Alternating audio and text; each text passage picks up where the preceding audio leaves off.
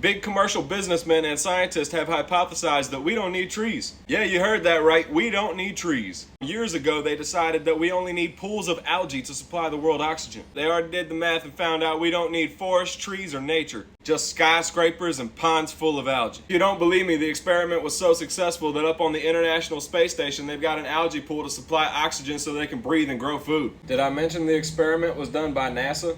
This occurred to me to share because everybody's raising hell about the data AI centers being eco-terrorists. You think they don't know what they're doing?